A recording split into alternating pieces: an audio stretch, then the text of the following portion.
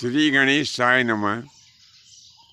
प्रिय बंधुओं, माय नाम के दैत्य में और अर्जुन में दोनों में मित्रता हो गई।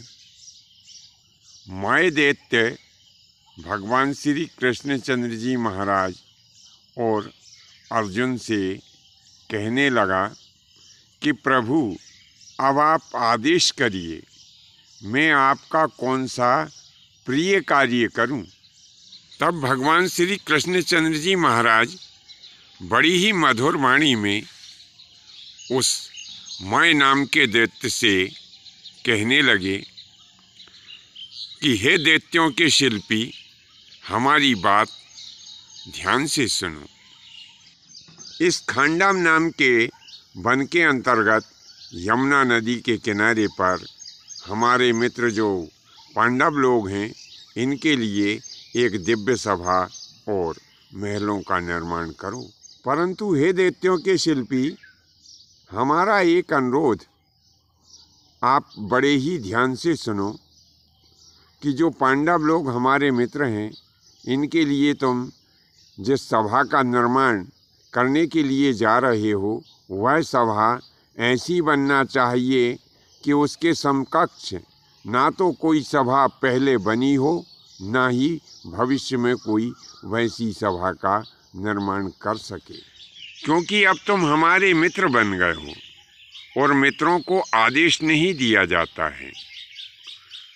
हमें आशा ही नहीं, पूर्ण विश्वास भी है कि जैसा हम मन में विचार कर रहे हैं, आपके द्वारा वैसी ही सभा का निर्माण इस यमुना नाम की नदी के किनारे पर किया जाएगा।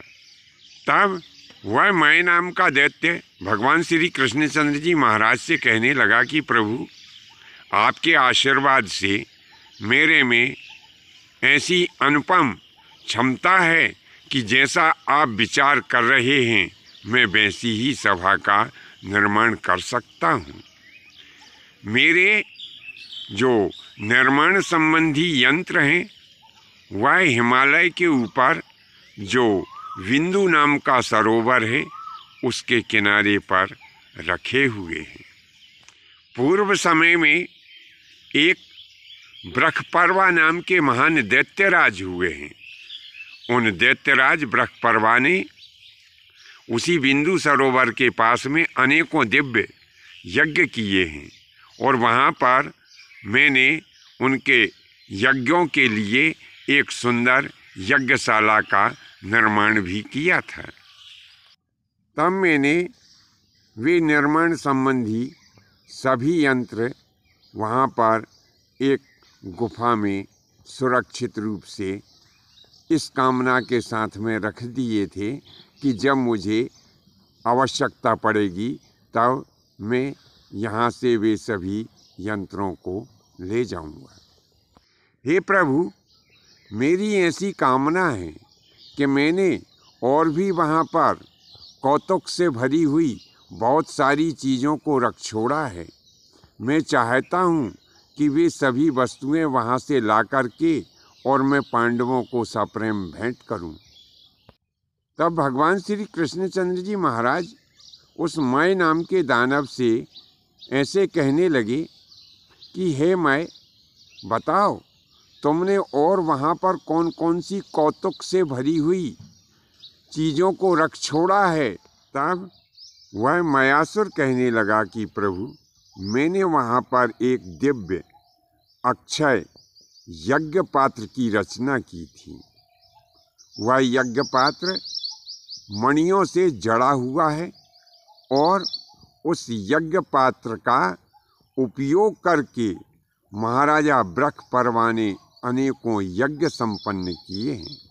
वह यज्ञ पात्र वहीं पर रखा हुआ है और मणियों से जड़ी हुई मेरी दिव्य गदा वहीं पर रखी हुई है। एक देवदत्त नाम का मेरा परम प्रिय शंख भी वहीं पर रखा हुआ है। महाराज बृहस्पति ने अपने यज्ञों को निर्विघ्नता पूर्वक सुचारू रूप से संपन्न करने के लिए वहाँ पर प्रचुर मात्रा में धनराशि इकट्ठी करके रख छोड़ी थी। महाराज बृहस्पति के यज्ञ संपन्न हो गए, परंतु वहाँ पर इतना धन उन्होंने जमा कर लिया था कि वह पूरा धन खर्च नहीं हो पाया और उसमें से बहुत सारा धन बच गया, जो कि अभी भी वहाँ पर दबा हुआ पड़ा है, जो मेरे अतिरिक्त किसी दूसरे को पता नहीं है। मैं इन सब वस्तुओं को ला करके मेरे परम प्रिय मित्र जो अर्जुन और उनके भाई हैं, इनको भेंट करना चाहता हूँ। तब भगवान श्री कृष्णचंद्र जी महाराज हंसते हुए कहने लगे कि हे दैत्य शिल्पी, सुनो, मैं तुम्हारे इस निर्णय से बड़ा ही प्रसन्न हूँ, परंतु मैं यह भी जानना चाहता हूँ कि जब तुम वहाँ बिंदु सरोवर के पास से ये सब चीज़ें लेकर के आओगे तो पांडवों में से किन किन को कौन कौन सी चीज़ तुम जो है भेंट करोगे, मैं यह जानना चाहता हूँ। तब वह दैत्य शिल्पी कहने लगे कि महाराज सुनो, यज्ञ में प्रयुक्त होने वाला जो अक्षय पात्र है वह मैं धर्मराज युधिष्ठिर को भेंट करूँगा, और मेरी मणियों से जड़ी हुई जो गदा है मैं उस गदा को भीम के लिए भेंट करना चाहता हूँ, और जो देवदत्त नाम का शंख है वह शंख मैं अर्जुन को भेंट करूँगा, और बिंदु सरोवर के पास में जो अकूत धनराशि का खजाना है वह सभी धनराशि मैं नकुल और सहदेव को भेंट करना चाहता हूँ। तब भगवान श्री कृष्णचंद्र जी महाराज कहने लगे कि हे दैत्य शिल्पी, सुनो, मैं तुम्हारे इस निर्णय से बड़ा ही प्रसन्न हूँ और मैं चाहता हूँ कि तुम अपने इस निर्णय को जल्दी से जल्दी पूरा करो। तब वह माय नाम का असुर भगवान श्री कृष्णचंद्र जी महाराज से आज्ञा लेकर हिमालय पर्वत के ऊपर जो विंदु नाम का सरोवर है उस सरोवर के पास में पहुंचा। वहां से अपने गणों के सहयोग से उन सभी वस्तुओं को लेकर के और अपने मित्र पांडवों के पास में आ गया। वहां आकर उसने विधिवत सबको अलग अलग सभी वस्तुएं भेंट स्वरूप प्रदान की। बंधुओं, आज की यह कथा आपको कैसी लगी नीचे कमेंट्स बॉक्स में लिखें। धन्यवाद। जय माता की, जय परशुराम जी की।